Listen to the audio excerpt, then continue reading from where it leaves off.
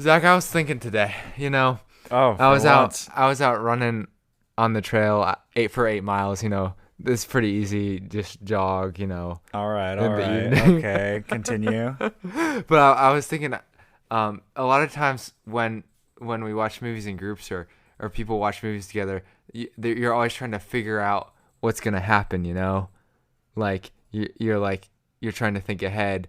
But my question is that robbing yourself of the joy of the twist or and turns that come in the movie? Like, should you be trying to anticipate what happens, or should you be actively naive in movie watching? Like, should you be? Because some people are just so dumb that they're not gonna know what's gonna happen anyway. But those are the people who probably end up enjoying movies the most because they're not all wrapped up in whether or not they guess everything correctly. Yeah, I'd say it's probably a give and take because you lose the joy of the surprise, but you gain the joy of knowing that you're right and better than everyone else. So it's a give and take, I guess, is our conclusion. If you're Yeah. like me and you're not smart enough to figure out what happens before it happens, then you can be happy that you get to be surprised by things. But if you're like Zach and you already know everything before it actually happens in the movie, or you already can quote lines before they even come out of characters' That mouths, happened twice in this movie. then I guess you can have a certain level of satisfaction in that. Even though, I wasn't satisfied. yeah, but then I guess maybe you can never be satisfied. And maybe that's the point of the movie that we watched. Hi, I'm Ben Stanhope, And I'm Zach Hollow Leewald. and we reviewed No Country for Old Men, a 2007 movie written and directed by none other than Joel and Ethan Coen, legends, stalwarts of the movie industry at this point. Stalwarts. Yeah, I don't know. Awesome. That just sounds like a cool word. Yeah. They made it on a mere $25 million budget, but made $171.6 million with a Rotten Tomatoes score of 93%. They also won, I believe, 4 Academy Awards and were nominated for 8. Wow. So they definitely brought home the hardware as for this movie. I guess people liked. They thought that maybe there should be a country for old men after Yeah. watching the movie. Speaking of that, this movie is no movie for faint-hearted men. Yes, yes, graphic violence. Yeah. Their viewer discretion advised. In terms of violence, at least. It all was integral to Yes. the plot, of course. Integral. Wasn't I'm not going to say unnecessary, but it wasn't. All violence is necessary in movies. At least that's what American directors tell us. Yeah, Saw. It's all for the Yeah, there's a deep philosophical point down there underneath all that blood and gore that you just don't understand if you're not digging enough. You're just too wrapped up in the surface level of things. But okay, so watch or top notch. Ben, I know what you're going to say, but I'm going to say watch. I'm gonna say top notch Yeah, I know because that. this is one of the only 16 movies that I've given a 5 out of 5 on Letterboxd too. So I feel like that deserve I wouldn't be consistent with my own ratings Yeah. if I didn't say that it deserved a top notch. But Ben, tell us why this is in your top. Because if it's in Ben's top, then sure, it's very artsy, very good, blah blah blah, very well crafted movie.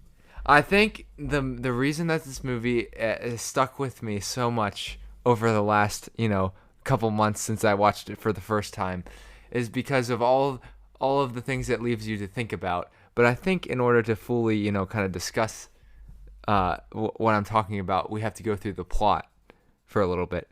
And spoilers, as always, we never give spoiler warnings, but I'm starting now to give spoiler warnings because for some reason, some people might assume that a movie review podcast is trying to review an entire movie in like an hour without spoiling anything. Which It's seems, like when you go to McDonald's and you get a coffee and it says caution hot. yeah, or like when you go to McDonald's and you expect for the ice cream machine to be working. Like it's sort of like those That's things. so true. Oh, So anyway, we're there's I want a McDonald's ice cream. this movie starts with a couple people being brutally murdered. No big deal by this guy named Anton Chigurh, who is played by a very disheveled looking Javier Bardem. And yeah, he essentially just kills a couple of folks, and then he moves on. We meet a character named Llewellyn who is out hunting some antelope when he happens upon. And what a name, Llewellyn. Yeah, and this is a male character, by the way. Mm-hmm. And he finds some money that has been at the scene or close to the scene of a shootout between some drug runners, some members of the cartel from Mexico. And most of them are dead except for one guy. And this one guy is asking for water, but he ignores him for a little bit. And then he goes and finds the money a little ways away with another dead guy. And then he takes it back to his house, hides his guns, and tells his wife to not worry about it. Carla Jane. Yeah, he tells her, yeah, don't worry about what I've been doing. Well, it's fine. It's all good. Then he feels guilty in the middle of the night. First mistake. Yeah, never feel guilty. Never help people. I said that before he even did anything. I said, look, this is a good beginning of the movie. He got the money. It's safe, everything. But then he wakes up in the middle of the night, tries to get the water for the guy that was dying. And I was like, as he was walking and filling that water, I said to Ben and David, I said, this is why you don't help people. He's probably going to stir a bunch of events that's going to get him in trouble, possibly killed, and have a wacky adventure, Yeah, so by the time he gets out there, the guy's dead. There's other people from the cartel who are scoping out the scene, and they see him, and they try to kill him. He escapes to the river where he's chased by a dog, and the dog gets, shot. So we can talk about people dying pretty easily, but when it comes to a dog, we struggle. Yeah, we are sorry for any viewers who are shocked and in a state of shock because an animal died. Yeah, and we're very sorry. No animals were hurt in this actual film. If it makes you feel any better, this was a dog that was on the bad guy's side, so yeah, it was a bad dog. Bad dog. Yeah, and it was trying to kill him too, so he was doing it out of self-defense. Oh, they don't care about that. Probably not. Yeah. Anyway, so then he realizes that they're gonna be able to figure out from his truck and everything who he is, and so he's gonna have to find a way to escape. So he sends his wife to his mother-in-law's, and then he heads up for a motel. Meanwhile, Anton Chigurh is trying to track him down, shoots some other people. He shoots the people who are hiring him to track the guy, to track Llewellyn, and he tracks him himself. Then we're introduced to Ed Tom Bell, who's the sheriff of the area, and he's played by Tommy Lee Jones, and he's having to figure out what's going on with this case, and he pretty quickly figures out that Llewellyn has the money, and that Chigurh is after him. But interestingly enough, he doesn't. After the initial scope of the scene, he spends a lot of time talking about the crimes and stuff, but he doesn't do a lot of action. Yeah, there's not a lot of active doing things apart from the initial scouting out. He has a deputy with him who I think does some of the grunt work. But then after that, we see the face-off between Chigurh and Llewellyn, which takes a while. There's a couple of different hotel stops, a dramatic sequence in which Llewellyn puts the money in one vent in one motel room, and then tricks Chigurh into thinking it's in that motel room so that he can pull it from the motel room that's on the other side and get away, which works and ends up with 3 more people dead in the other motel room because it's been re-rented.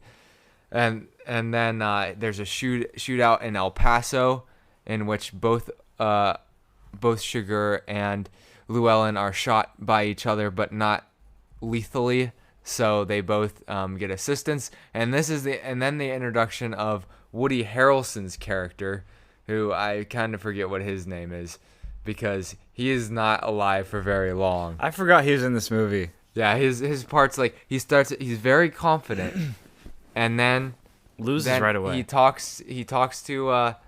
Interestingly enough, he has the opportunity. Carson Wells is his name. He has the opportunity to get the money, and he doesn't, which is confusing. But I guess it's because he's trying to get rid of. His main job is to get rid of Chigurh, which he seems very confident about. But he ends up in a situation where he is unarmed, and Chigurh confronts him, and then he's basically, under Chigurh's thumb. I know this is putting the cart before the horse, but I think he did that because he wanted leverage to know where the money is, because he thought that Anton would want to know where it is. The thing is, I don't actually haven't said it, but like Anton, he just doesn't care. He doesn't care as much about where the money is. He's not He, actually I, going for that. I don't think he even really cares about the money. Yeah. So that's the mistake that Carson Wells makes, is that he assumes that Shiger has some interest in the money. Another mistake is, how could he prove that he knew where it was? Right. Yeah. So, I guess, if I guess he would just take him there and then he could get it. But even then, he has to know that Shiger, even if he took Shiger to the money, there's a good chance that Shiger would still kill him after he got the money. So I don't know whether Wells had thought through the strategy of dealing with somebody who's on such a. He seemed to have an understanding that Shiger was different from everyone else in the way that he handled things, in his motives and his principles. Like, Yeah. Shiger is a principled person, but in a twisted way, like a twisted sort of principle. isn't that what he says? Something like that. Yeah. And after this happens, then Llewellyn finally gets, it's the end of the line for him. Shiger talks to him on the phone and says, if you just brings me the money, your wife won't die. You'll probably die, but your wife won't. And he says, screw you. And he goes to this, hotel, and Shiger doesn't even find him. That's the thing. The other Mexican cartel members figure out that that some of the family members are going to El Paso, and they figure out where Llewellyn is. And so they kill him before Shiger even gets there. Although Shiger is at the crime scene. That was sort of a weird scene when Ed Tom Bell is like literally seconds too late to the scene of Llewellyn's death, and so he sees he is sort of there for the aftermath. And then he goes to the crime scene, and we see like Shiger in the hotel room as Ed Tom Bell's opening the door, but then he opens it and walks in, and nothing happens. So I'm not sure what's supposed to be implied by that scene. Like, sometimes things don't happen. It's a random universe. So was Shiger even there? That's what I don't know. I mean, but it showed him hiding. Yeah. So he's probably there. Yeah. I mean, I suppose so. Yeah. I mean, like, theoretically, it didn't show them interact, so he could have been somewhere else, but I don't know. I feel like that's a stretch that he wasn't there. Yeah. Huh. But anyway, I wanted to say, so Ben, you quoted this guy as Anton as being like the agent of chaos, kind of comparing him to the agent of chaos in The Dark Knight. Right. Although I will say this movie was before The Dark Knight by a year. Another connection, though. The role of Llewellyn was originally offered to Heath Ledger. Which is crazy. Yeah. And Josh Brolin, who eventually played Llewellyn, he actually needed the help of none other than Quentin Tarantino. And Robert Rodriguez, don't forget him. Robert Rodriguez, Robert Rodriguez is the guy who did he's like more a horror movie guy, right? Or something. I don't know. He did, so when Tarantino did Death Proof, which is the only one I haven't seen, he did the other movie that was in that series. He did Spy Kids. Spike. Oh, yes, yeah. I already like him. Okay. Oh, he did the From Dusk Till Dawn, which Quentin Tarantino acts in. So obviously very good friends. I don't know where their connection to Josh Brolin is, because I don't know that Josh Brolin has ever been in a Quentin Tarantino movie. I don't know. He used the time stone, I guess. Yeah. Yeah. I imagined a post-credit scene of this movie where Josh Brolin comes and gets the Infinity Stones, and I just can't see him as anything else. That's just me. I honestly can't see him as Thanos, because he obviously doesn't look like Thanos. No, but like, it's just, I don't know. His voice even. Yeah, even with an accent. Yeah. Interesting. Yeah, because he does play Thanos. It's just breathy. And I guess so. I guess you're right. Yeah. But the ending of the movie is, pretty unsatisfactory. We see Shiger confronts the wife of Llewellyn, whose name is Carla Jean, as I mentioned earlier, and she's like, you don't have to do this, and he's like, everybody says that. And then she says the only line that really shakes him or even phases him for like a second. You can see it in his reaction, because he says, flip a coin. I'm gonna flip a coin. So presumably, if she picks the right side, then she'll live. He's trying to lift off the guilt off of his own shoulders. But she says, like, to him, there's no coin, there's just you, which the viewer should know, but we're seeing we're seeing the actions through the eyes of Shigur's, sort of jaded sense of principle. So like the whole reason he's even killing her is because he said he made a promise to Llewellyn that he would kill her if he didn't bring the money. And she didn't even believe him. But the thing is, the way he worded it was sort of deceptive and sort of suited his own view of what happened. Because he didn't give, he wasn't necessarily in the position of authority to be making those sorts of, and it wasn't agreed upon in the sense that he was saying it. He was saying, this is your only option that I'm allowing you to agree to, rather than it being like a contractual negotiation between two sides. So to put the guilt of his wife's death on Llewellyn is unfair, because when you structure your life around those types of principles that like takes away the blame from you while you can still do those horrible things, but like you make them feel guilty for it. Yeah, and you can put the blame on other people. Yeah. Because you're just the agent of death and destruction. So it's not your fault because that's happening through you. The other people are having to make decisions around you, sort of. Yeah, so you like think yourself outside of those things, but really you were born the same way everyone else was. Right. And there could probably be a debate on whether how much we're supposed to believe that Shigur is real, but I don't know. There's not really enough. This movie isn't like a surrealist movie where it's like, oh, so this guy's an abstraction. I mean, you could argue that. I mean, certainly in a intellectual level of what the movie is trying to communicate, he's an abstraction of chaos. But on a physical level of the nature of the interaction of characters, he certainly seems like he's a human. Although they definitely are like, some people refer to him as a ghost because he sort of just like comes and goes, and it feels like he's almost knows everything. He's almost like limitless in terms of what his power is. But at the end, he gets in a car wreck and that's supposed to show, oh, there are some things that he can't plan out and know and he is still at risk for like for fate or he doesn't control death in or control life in the sense that he might think he does. And then we get this like dream at the end where Ed Tombell is talking about like his dad and a fire being lit, and I forget what the last line is, but it's something like it just sort of ends, and you're like, I don't even know what this dream is supposed to mean, and it might not be.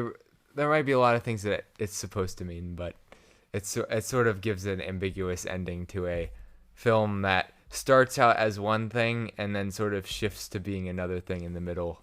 Yeah, like right when the main character dies off screen. Yeah, they don't even give you the pleasure of getting to see him die on screen. You would just have to be like, oh, he's unceremoniously dead. You don't even see, like, you see his dead body like briefly, but he's just gone. We don't even know who killed him. Yeah. The person who killed him might have been somebody who was dead, because there's a couple other people who were dead around the scene. So, I mean, there's just a lot of things that we don't know. Yeah, it could have been anyone, his wife. But I think it's safe to say that this movie is about how the world is no country for old men. Yeah. And Ed Tombell realizes that, and he retires. Yeah. He talks to his brother about, how the world was the same in 1909, though. That's why they called it this. I'm joking. That was a joke. No, I'm kidding. But it's kind of about that. It's about how like the tide shifts, and maybe the world is getting more evil. What was the line that he said? He said, I'm outmatched. Yeah, I'm outmatched. Yeah. I feel outmatched.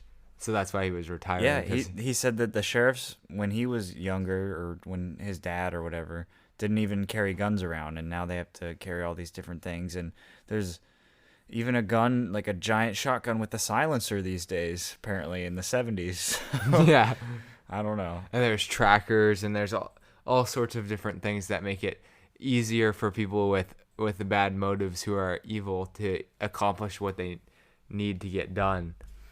But, usually the movie vault considers ourselves to be the utmost, the foremost opinion on any movie, and what we say is usually should be considered as the gold standard of what everyone else thinks. But apparently there's some people who dare go against our thoughts. Like who? And I'm actually like assuming that Zach thinks fairly positively of this movie. I mean, I don't think he thinks as positively of this movie as No, I not do. as. I'd probably give it a 4-star, Yeah, yeah, but not a 4.5. but not like Liz Hoggard from the London Evening Standard, who says, "The lack of respect for the body, the sheer bloody aftermath depresses me. Yes, they may handle the killing with verve and ironic tension, but this is a Coen Brothers film too far." They went too far with this. They man. went too far this time. Fargo was not too far, I but know. this was too far. I know. I guess Fargo had a little bit of humor to ease the tension of all. Yeah, the making death. fun of dead people is way better than just killing people, right? Yeah, because unlike other Coen Brothers movies, I feel like this movie is definitely a straight up drama. There's not a lot of like scenes that are intended to make you laugh or anything. Or I did laugh once. Actually, I did. The killings were kind of funny. Yeah. Well, some of the killings were the face he makes when he's like choking the guy to death is like he looks really ridiculous. They did that on purpose. We're not psychopaths. Yes. Yeah, they definitely did. And then Jonathan Romney from Independent on Sunday, who's probably definitely related to Mitt Romney. Yeah, I think so. He said, "I can't help the feeling that this film is ultimately hollow," which is a very broad statement, but I also feel like that is sort of one of the feelings that they're going for with this movie.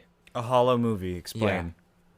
Yeah. Like, they want you to feel like life is just things happen and you can't control them. Life is just a coin toss. Yes, in a sense. Now, I don't necessarily agree. I don't agree that life is a coin toss, but I do agree. I think this is the side that I agree with, that you can't control life. Everywhere in life I go, I see people who are trying to control their lives. You know, they're trying to set up their world so that they can feel like they're the most in control. Obviously, people who tend to be more narcissistic, it's more obvious how they try to do it, but everyone in a sense uses different, defense mechanisms and ways they relate to people, and they might even subconsciously manipulate relationships and things to feel like they're in more control of their destiny and their life than they actually are. The truth is, we don't know what's going to happen to us tomorrow. We don't know what's going to happen to us in the next minute. We don't know what's going to happen to us in the next year. We can't really plan. We plan like we know. See, I just hit Ben. He didn't even know I was going to do that. Yeah, I had no idea. So like this film allows you to be like, wow, life is so crazy, unpredictable, and it's not like we can it's not a problem that can be solved. It's just how it is. Now you can take it a step further and be nihilistic and be like, there's no point in living because we can't control life. But I disagree with that. I believe in the divine, presence of God, the triune God, specifically the triune God. Yeah. And it's interesting. There's a line where the guy says, I thought that God would come into my life at some point, but he never did, which is interesting because I guess there's no, action on his part to try to discover God. But I guess if God's the initial mover, and he was definitely if Jesus is the initial mover in salvation anyway, predestination and predestination versus free will debate incoming. No, I'm just kidding. This would be a 3-hour podcast. But there's a lot of interesting points in that regard as to like how you should view life and how you should live your life. And whether or not there's any truth to like the tides changing and like the world becoming more evil. Like, is the world more evil now that people don't say ma'am and sir, or is it like we're just changing what kinds of evil we do? Wait, the ma'am and sir? What do you mean? Well, because he said after people stopped saying ma'am and sir, the world went downhill. I still say those. I know. I still say them. So I guess, there's still some outposts. There's still some good people like me and Zach. No, I'm just kidding. No. We're still pretty bad. I'm not pretty good at all. I'm pretty bad. Yeah, we're both pretty bad. Not great, We're both pretty hollow. Like, think about your best. Like, think about how you think. You, the listener, think about how you view me and Zach. You probably think about us like, oh, you like movies. We're horrible people. That's what we want to tell you. Yeah, you don't know what we do off cast. Yeah, we're getting kind of introspective here. Yeah, but We haven't done anything as bad as Anton Chigurh. Yeah, That doesn't mean we're not. maybe. Maybe not. Maybe not. We can never know. We can never know the next moment, Ben. That's true. Who's to say that we won't do something like that in the future? I mean, I don't know. This is not a threat for future people trying to sue me. Yeah, we're just being I don't know, Silly. candid and silly. We're being so silly. Yeah. Aren't we being silly talking about Yeah. serial As long killers? as nobody sues me. I'll say whatever you want off the cast, but as long as nobody sues me in the future. All But right. If you're feeling kind of hollow about life, then you should at least consider getting insurance so you can feel a little bit better about some area of your life. So That's the best transition. if you want to get home and auto insurance for cheaper than most places, you should call Hedman Anglin Agency. I would even say all places. They might be able to cut you the best deal in the area. And you need to call them at 614-486-7300. That's 614-486-7300. And if you do contact them, make sure you tell them Ben and Zach sent you. And don't mention how depressed you are after we've had conversations about like how little control you have over life. But you may have a slight control over investing money in. You don't know whether your house is going to burn down. Yeah. So that could happen in the next moment. Yeah, so that's good. You have not a moment to lose to buy house insurance. Yeah, you might get in a car accident, which those are serious. It happened to Anton, and you can get into a fist fight with a gorilla. You never know. You really never know. Yeah. So now we're going on to talk about our 10-point rating system, which is now just 10 talking points. 10 talking points. Welcome to our TED Talk. 10 talking points with Zach and Ben. We should do a TED Talk. That would be awesome. We just have to get famous. I think all you have to do for a contribute. TED Talk is say something like really absurd as a hook, and then be like, well, that's how your sleep pattern is established, or something like that. You have to start out with something That's that's true, like because crazy. one guy did a TED Talk that got like 40 million views, and it was just about how to not procrastinate. And I think Emma was telling me it was about this. unscientific things that he used, and his analogy was a procrastination monster. And then you have to like train a non-procrastination monkey or whatever to fight that monster. And I was like, this is the dumbest thing I've ever seen. Is that like meta? Because it's like No, his whole it's not. His whole thing is like he invented procrastination fighting device through procrastinating, because he's like procrastinating about these like ridiculous, absurd ideas of monkeys and monsters in order to fight his procrastination. No, it was stupid. It was stupid. Well, anyway, sentimentally, this is one of my favorite movies of all time. Probably solidly in my top 15. Wow. That's high for Ben. I like it. I'd probably watch it again. But I don't know what else to say, because I don't want to like say too much, because if I say too much, it might hurt Ben's feelings, or I might say too much. No, because you should hurt my feelings, Zach. Ben, this movie was horrible. No, I'm just joking. No, I did like it, honestly. But like, it wasn't like that level for me. It wasn't up there with the greats, the Yeah. all-time greats. I don't even know what the greats are for me, to be honest. But it wasn't up the there. greats are Saw and No, I love Searching. That's a good movie. Well, Searching's good. Yeah. It's just not really that as good compared to this movie, Maybe, in your opinion. in my opinion. Yeah. So I guess there's different things that make Zach and I tick. when we come Different. to I a love movie. different. Yeah. This is kind of different. We That's why I talked a liked lot about the message already. So the message is how you don't have control over your life, and if you try to seize control of your life and you think you have a plan, it probably won't work. No, not at all. Don't make plans.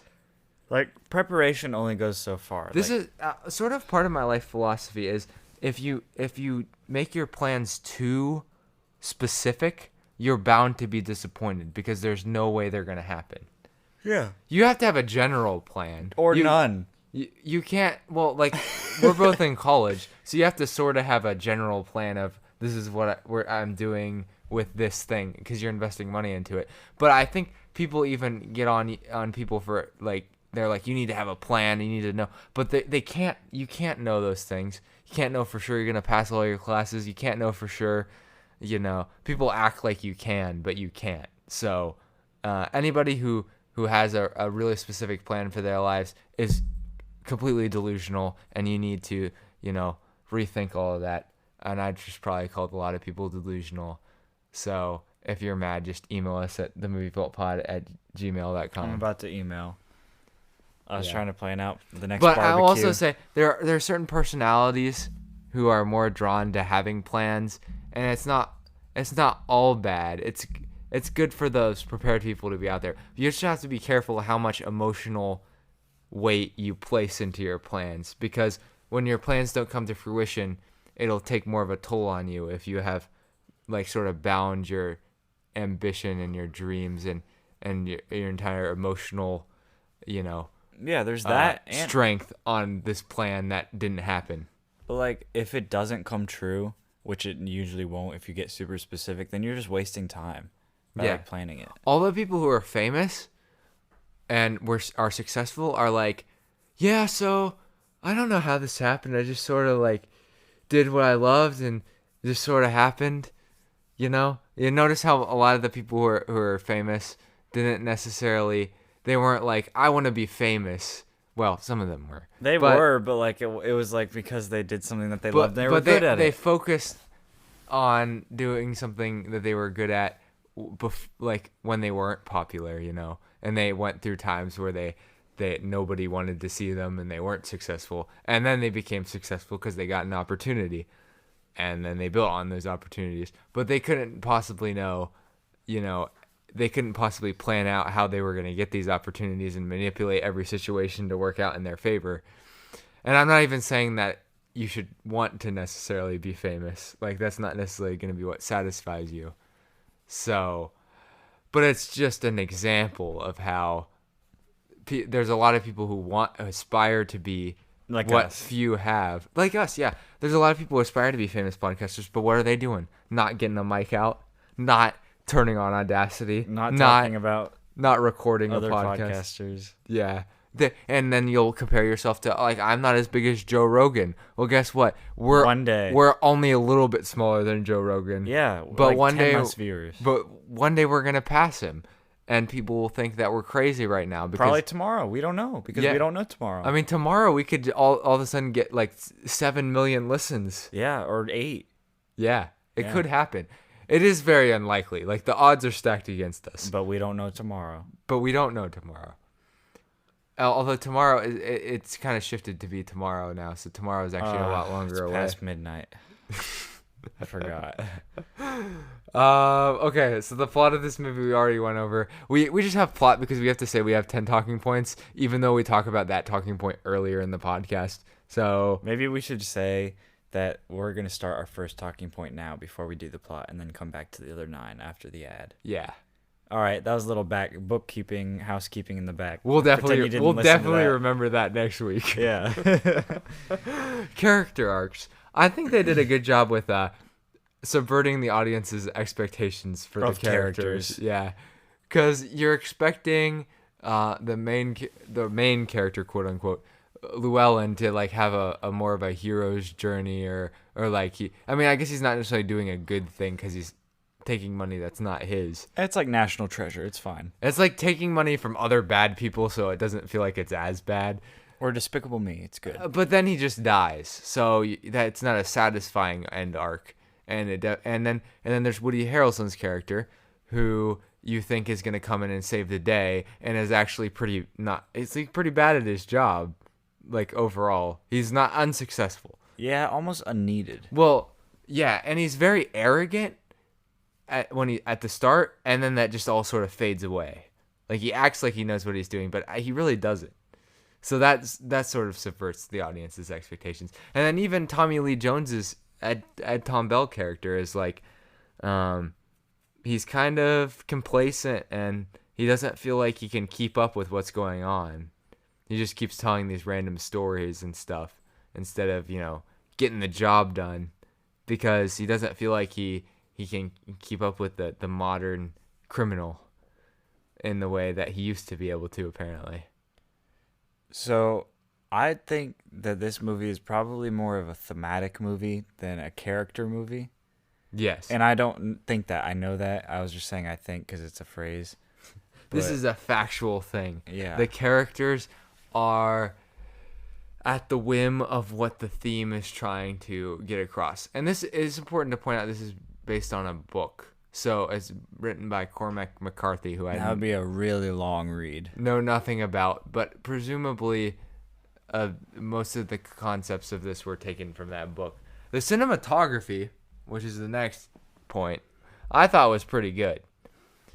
I didn't notice it. No, I did. The first shots where he was looking through the binoculars at that dead guy, Yeah. those were good. And then like the first couple shots, like the desert, there was a lot of them in the desert. I thought that looked good. And I think they set the scenes. They did a good job tension building with some of the shots, as far as especially like with the door locks and things. He had Anton Chigurh had this little like pressure air gun thing that he would use to like hit the locks off doors. Genius. And they were able to use that in a way that built tension by like going back and forth between Llewellyn and the door, because he sort of knew what was coming, or the audience at least sort of knew what was coming.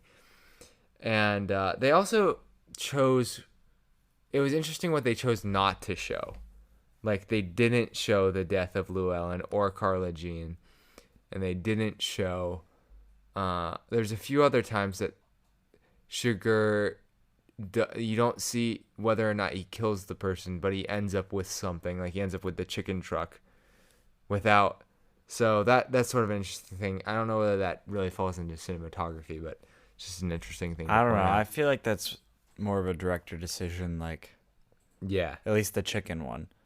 I don't know. I think not showing the main character's death subverts, just like, it's such a surprise, because it would build up to his death if there were a death scene. He would be like approaching him. He'd be like, no, and then he dies. But like the fact that the sheriff just walks over and sees him dead is just like, oh, wait, what?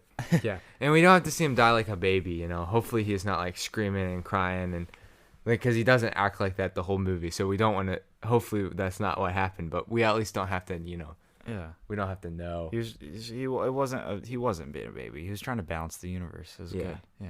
Yeah. As far as originality, it's obviously based on the book, so it's only as original as the book is original. But so this is a copy. Yes. And it copied The Dark Knight by going into the future. Yeah. In the future, they time traveled. No, they just read Christopher Nolan's script, which I'm sure was already available. Well, Christopher Nolan probably didn't write the script for The Dark Knight. Whoever wrote the script for The Dark Knight. Maybe he did write it. The Dark Knight comic. Jonathan Nolan probably wrote the script. Because doesn't Jonathan Nolan do a lot of the screenwriting for Christopher Nolan? I don't know. I didn't even know he had a brother. Yeah, he has a brother who's involved in these movies. Yes. But it's not like the Coen Brothers. He directs all of it. He doesn't let James anybody else Gunn do. and Sean Gunn. Oh wow, there's a lot of siblings. Yeah, the It Russo gives brothers. gives hope for any siblings who are aspiring to be directors or Safdie writers. brothers. The Safdie brothers are some of the best. What are the Matrix? Really good with camera angles. The Wachowskis. Yeah. Yeah. Yeah, there's a lot of duos, a lot of sibling duos. Huh. But no, that seems to be the exception. I mean, like there's not a lot of team ups outside of siblings. Like the sibling bond seems to be strong. Like other than like the Daniels, remember we did Swiss Army Knife and there was two different Daniels. I know in Captain Marvel there were two different directors. Yes, that's true. But I don't remember if they had a relationship or not. Yeah, I don't know. I don't think they were related. But it seems to be the directors who stay together over time. Like it's not like a one-time thing. Like I think sometimes people team up for directions like for a one-time thing, but the duos the directing duos that tend to stay together over time are generally siblings. What if they did a Quentin Tarantino, Safdie brothers, Coen Brothers, and other director that you like? Safdie brothers movie. I don't know. I don't know whether what the Combining all their Coens do styles. and what Tarantino does are very compatible. But would you watch it? Like Tarantino is thinking about like 1970s, like very specific, like either he's just making so many references, and the Coens are just so focused on like the craft and like usually some sort of philosophical concept. I think it could merge. I guess it could. It would be the Coen style of comedy and what Tarantino does. Just think. Seems to be so different though. Just think, like, you'd have the world building and characters of Quentin Tarantino and the philosophical question and subverting expectations of the Coen Brothers. That's true. Because the That one would thing be- we said that was weak about this kind of, which was on purpose, was the characters. Yeah, I guess that's true. I don't know whether I would call it weak, but I get what you're saying. I would say weak. Okay, fair. I mean, I don't know that. I mean, they all were portrayed as strong characters. Yeah, like yeah. in the sense of like how they acted and things. But I guess, yeah. The acting was great. The intention is not for the characters, I guess, to be the ones that you latch on to the movie. However, they have more heart to the characters than, say, somebody like Nolan, who tends to write Math equations. Right, math equations. Although I was thinking about Nolan today for some reason, and I think maybe I don't give him enough credit for what he does because he's so popular. But he's also sort of one of the last blockbuster film craftsmen who does original ideas. So I feel like you have to put some respect on his name for that. Or you could go completely, buy into the Nolan character idea completely, and then you become Yorgos Lanthimos, who I was talking about with Zach earlier, who makes monotone characters who don't act like humans at all because the world that Yorgos Lanthimos creates is not supposed to be like real life. That's where Nolan's worlds are obviously not supposed to be like real life, but they sort of are. But Lanthimos leans more into we're buying into the idea that none of these things are real. They're sort of dystopian, Like The Lobster. like The Lobster or The Killing of a Sacred Deer, which is in sort of the same style of universe as The Lobster in some ways. Although you don't see any nobody can be single in The Lobster, the premise of The Lobster. I love that. I wish it would carry over into his other movies, just for no reason. But I guess you get some heart with the characters in the Coens, even with them being sort of tools for the theme of the overall theme of the movie. Okay, so we kind of covered acting with that because the acting is fantastic. Tommy Lee Jones, always great. Josh Brolin, I don't know that I think Josh Brolin's always great. He was in Hail Caesar too, which is another Coen Brothers movie. He was pretty good in that. Yeah, and Thanos. And the wife was great, Carly Rae Jepsen. Carly Rae Jepsen. Ooh, Carly Rae Jepsen's pretty good. And then Javier Bardem as Anton Chigurh. Yeah, I thought he was pretty good. Look at how different he looks. His haircut in that movie. He said the haircut was He brutal. looked like Ringo Starr. I think this was his breakout role in terms of English speaking audience. I think he was in other movies that were, I forget what country. I would assume either maybe he's a Spanish actor. Yeah, he's Spanish. So he's from Spain. He's gonna be in the new Dune movie, but then again, who's not gonna be in the new Dune movie? It feels like everyone's gonna be in the new Dune movie. Wait, who's in it? Well, let's find out. Zendaya? Zendaya might be in it. They have casting. Okay, we got Dave Bautista, Stellan Skarsgård, Oscar Isaac, Josh Brolin, Javier Bardem. So we got two characters. Jason Momoa. Seriously, there's just a wide range of people. Timothy Chalamet, obviously. There's just a ton of people in this new Dune movie. Did it even say Zendaya right there? Is Zendaya in it? Oh yeah, Zendaya right there. Yep, okay. Zendaya is in it. Wow. So yeah, there's gonna be quite. These are people who are in such different movies. Stellan Skarsgård he plays. Stellan Skarsgård is honestly one of the most terrifying people I've watched in in movies. I feel like. Why? I don't know. He just has this scary energy behind him. I think I saw him in The Girl with the Dragon Tattoo, and he was horrifying in that movie. He's in Thor. Yeah, he's not as horrifying in Thor at all, but he's not supposed to be. And Good Will Hunting. Was he in? I feel like he was. Maybe that was Kiefer Sutherland who was in Melancholia. No, he was in Melancholia. So yeah, he's in a lot of different movies. Anyway, we got sidetracked. I I want to talk about style was good. You know, it's a western, but it's also an interesting western because it's like in that 70s or 80s. I think maybe 70s. They said 20 something years, and it was 50, after 54. I think maybe I saw somewhere it was the early 80s. So, but late Okay. 70s, early 80s is sort of Okay. the era, I think. And I think there's maybe a sign in the movie that Okay. or something like that that was like a time marker. But that's not the time period you typically think of for a western.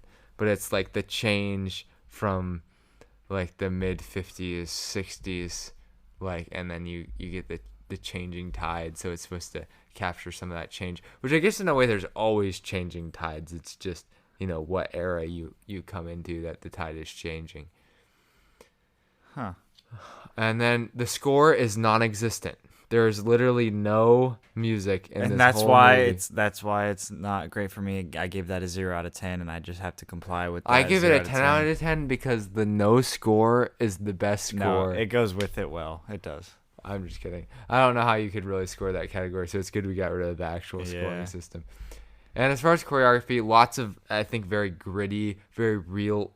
David pointed out, he was watching it too, that it seemed very realistic in terms of like how the guns affected people and the wounds. Yeah, And I liked watching the killer. Sugar. Yeah, Sugar. I liked watching Sugar like having after he got in his car accident, like stitch himself up, make his own concoction of hydrogen peroxide, and like pouring it on him in the bath, and then I don't know, and then giving himself like shots, like anesthesia, and Shots. I don't know. That was interesting for me. Yeah, overall, I think choreography was. Yeah, that wasn't. I wasn't talking about choreography, but yeah, Well, I just think like that if you scene think in of general. those sort of things as choreography, yeah, because that's a detail that I don't think they had to have in the movie, but it sort of adds an element of like grittiness Yeah. and realism. Like I guess that's what sort of you can't say that Sugar's like not human because he's clearly experiencing human issues, like he's having to stitch up wounds and stuff.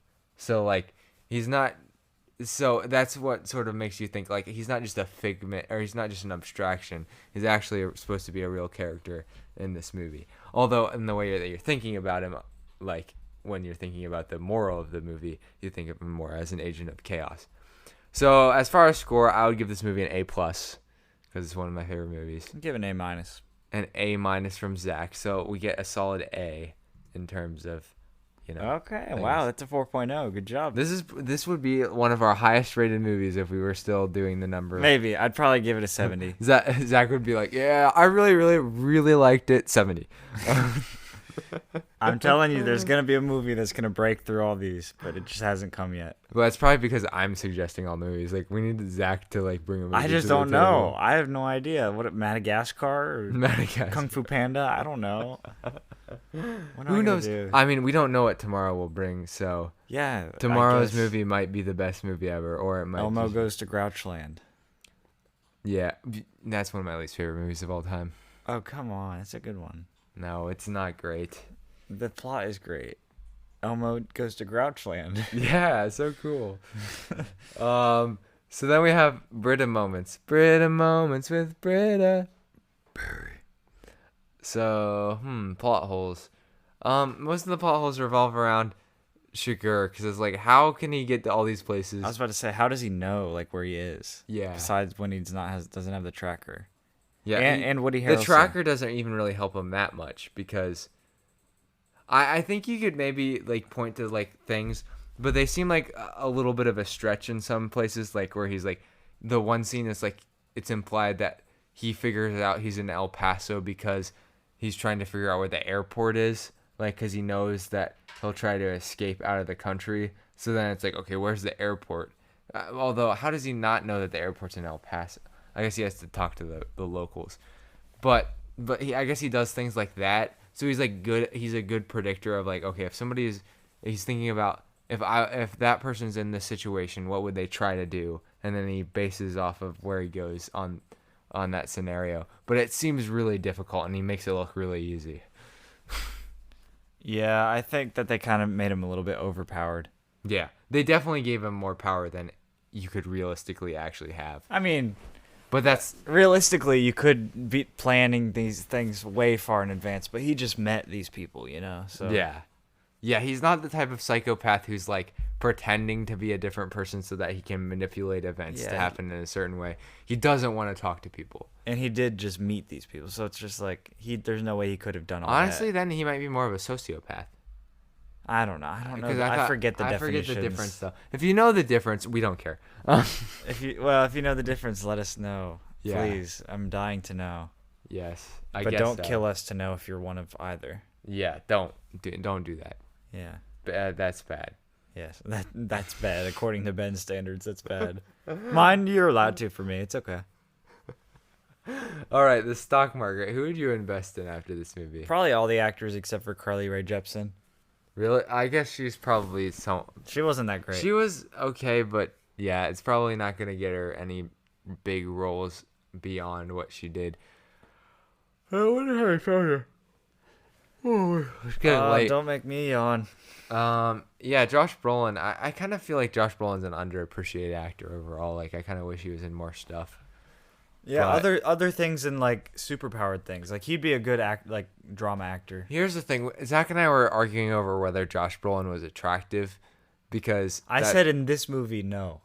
I think he's attractive in this movie. Yes, he's attractive But in general. In general, I don't know that the people are casting Josh Brolin because he's no Brad Pitt, he's no Robert Pattinson, he's not somebody who people are casting for sex appeal. He's a good, solid leading man with a like good charisma and personality.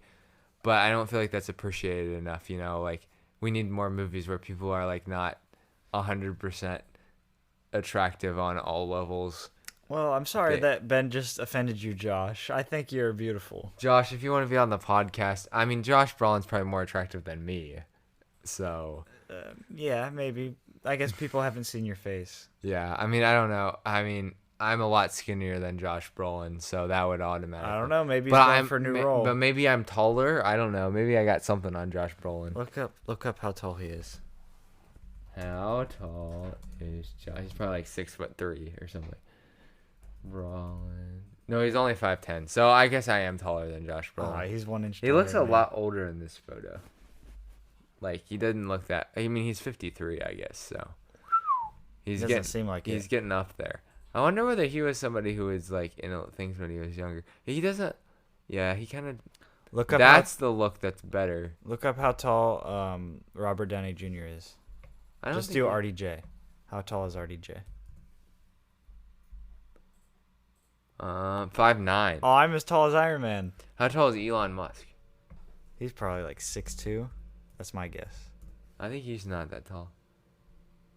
He's 5'10". What? Yeah. He's only Well, an inch think taller about than this. me. The average is like for males in the world, I think, is like 5'9". Yeah, but So, like like, it it's depends not- on the country though. It's not terribly common for people to be above 6. I mean, above 6 What? feet.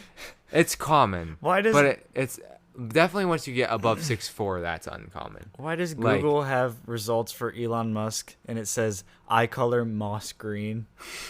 If anyone is listening, look up if anyone's listening, look up how tall is Elon Musk and it'll give you his eye color and it says moss green. And you'll be like, "Wow, isn't that a weird factoid that I learned that I could tell to my Yeah, friends?" I can tell everyone. Elon Musk. Oh, you know Elon Musk? Yeah, I've heard about him. I hear his eyes are moss green. Yes. Yeah, so I'd probably invest $50 in Josh Brolin. And I'd invest in the Coen Brothers, and you would be, making a smart investment because since then, let's see, I always like to look at filmographies because the Coen Brothers have quite the filmography. They started with Blood Simple, and then they wrote Crown Movie, and then they did Raising Arizona, Miller's Crossing, Barton Fink, The Hudsucker Proxy, Fargo, The Big Lebowski, Oh Brother, Where Art Thou, The Man Who Wasn't There. I'm trying to think. Some of these they didn't direct, so it's confusing. Intolerable Cruelty, The Lady Killers. Some of these, I think these are like weird documentary things. No Country for Old Men, Burn After Reading. Burn After Reading is an underrated one. It has Brad Pitt in it, so go watch that one. That one's good. A Serious Man, which is my second favorite one of theirs. True Grit.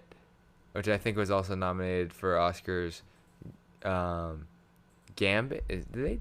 I don't remember this one. Maybe they directed Gambit. I don't know. Inside Llewyn Davis.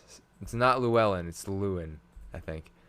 And then they wrote a few other movies, and then Hail Caesar, Ballad of Buster Scruggs, and then Tragedy. I don't know why I went through that whole thing, but watch. They have a lot of movies that people would have heard of, especially like Fargo, The Big Lebowski, and Oh Brother Where Art Thou, and those kind of movies.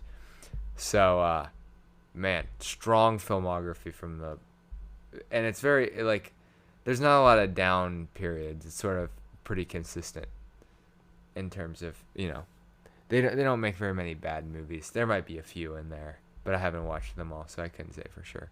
So invest in the Coen Brothers always is what I'm saying. Even now. Even now. Even to this day. Although they might not be doing quite as much as they once were. Like as like putting out year after year. Yeah. So final conclusions on this movie. Do you think this country right now is for old men? Sure, I think. Do you think old men always feel out of like touch with society, and it feels like you start feeling helpless because you can't understand what the younger generations are doing? Well, I hope not. Imagine when we're old and we're still doing this. Yeah. People are like, okay, Gen Zer. Well, I was just okay, never mind. I was just telling Ben that one day I'm gonna be retired or whatever. If I actually I don't want. Maybe I want. I'm just gonna have some free time one day when I'm old and can't do a lot, and I'm gonna be listening to these podcasts and just be like, wow, that was a chunk of my life. Yeah, this is it's like a time capsule in a way. A little bit. Assuming that we get that old. Yeah, I guess that is. We don't know tomorrow. No, we don't know. So maybe it'll be a time capsule for somebody else. Or maybe the world won't even be here. We don't know. We don't know. Maybe the world isn't even... Okay, we're this let's not get too existential. And I'm mostly talking to myself. Yeah, Ben. I always like to bring we in because we is a much easier word to stomach when you're trying to place the blame on yourself. Yeah. Yeah. So that's like it's like a thing that like I can tend to do because I can be like so I can bring Zach into it even though bring Zach the guilt might not upon me even though I didn't do it, just like the killer in this movie. Exactly. So in some ways we can relate Anton Chigurh's very extreme and dramatic examples to our own lives. Yeah, sure. In smaller ways. Yeah, okay. Because we still, we have principles, but we're a lot of times inconsistent on our principles, and we like to blame other people. We like to blame other people, and I like to blame other people. That was good. Okay. Did you even mean to do that? No, it's really a habit. Like I'm trying to like work on it. Yeah, we are trying to work on it. Maybe we should have a segment called "I'm trying to work on this," and we should talk about something that we're trying to work on. I don't know. Maybe we shouldn't do that. Yeah, we both need to work on that. Well, we say something that the other person should work on. No, we say the worst qualities about each other. Ben, you're just horrible. Okay, I'll try to work on that. All right, we are just gonna work on that. Yeah, we're gonna work on that together. Yeah, we. Okay, I don't know what the next movie is gonna be. Because usually there's not really a good We just like to say we just don't know what the next movie is. Yeah, let's just be honest. Something that it's actually on the list. Like we have a list that we're following, and it says don't. This movie wasn't on the list. I just pulled an audible and was like, we should review this movie because I felt like it. But we'll try to. Maybe we'll go back to the list next week then. Yeah. But anyway, I think it's probably time to close the vault after we plug our socials at the Movie Vault Pod on Instagram, at Movie Vault Pod on Twitter, the Movie Vault Pod at gmail.com if you would like to talk to us about anything. And then it's time to close the vault. All right, I'll do it. Bum bum bum bum bum.